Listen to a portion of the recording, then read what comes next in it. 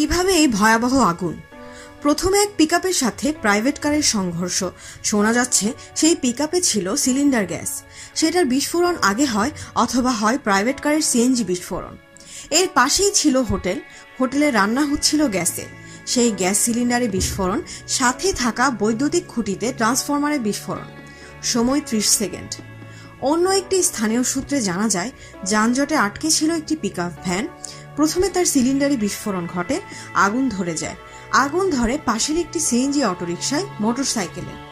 এরপর আগুন ছড়িয়ে পড়ে চকবাজারের নন্দকুমার দত্ত রোডের চুরিহাট্টা এলাকার পুরো চৌরাস্তায়। একে একে বিস্ফোরিত হতে থাকে প্রতিটি গাড়ির সিলিন্ডার। পাশের দুটি রেস্টুরেন্টের গ্যাস সিলিন্ডারগুলো বিস্ফোরিত হয়। যারা ছিলেন গাড়িতে, মোটরসাইকেলে, অটোরিকশা, রিকশা কিংবা অন্য কোনো বাহনে, অথবা বাড়ি ফিরছিলেন পায়ে হেঁটে, যারা ছিলেন আশেপাশের দোকানে, কেউই রক্ষা পায়নি। যানজটে আটকে পড়া মানুষগুলোর ছুটে পালানোরও কোনো সুযোগ ছিল না। নিহতদের অনেকেই হয়তো স্থানীয় মানুষ নয়, কারণ তারা নিজ নিজ গন্তব্যে যাওয়ার জন্য রাস্তাটি ব্যবহার করছিলেন। আগুন ছড়িয়ে গেল ভবনে।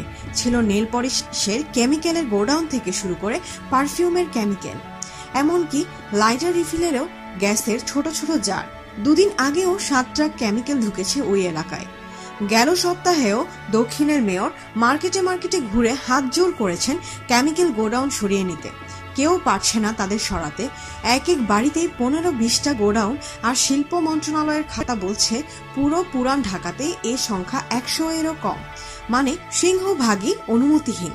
পুড়ে ছাই হওয়া ওয়াহিদ ম্যানশনের ওয়াহিদ সাহেব মারা গেছেন আগেই। তার 2 ছেলে এই ভবনে থাকতেন।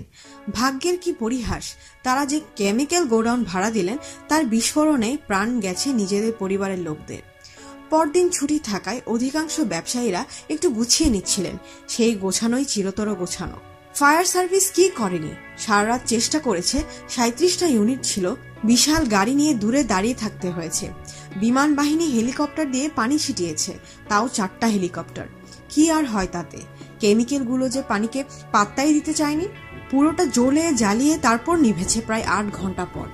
মৃতের সংখ্যা 76, বাড়ার আশঙ্কা। হতাহত আরো 150। পুরান ঢাকার এই মানুষগুলো বহু আগে থেকেই মাইনফিল্ডে বাস করে। আমরাই বা কতটা নিরাপদ? প্রতিনিয়ত যে গাড়িটাতে চড়ছি, সেটার সিলিন্ডার কতটা নিরাপদ? গ্যাস সিলিন্ডারের এই শহর কতটা ভয়ঙ্কর মরণ ফাঁদ নিয়ে অপেক্ষা করছে আমাদের জন্য।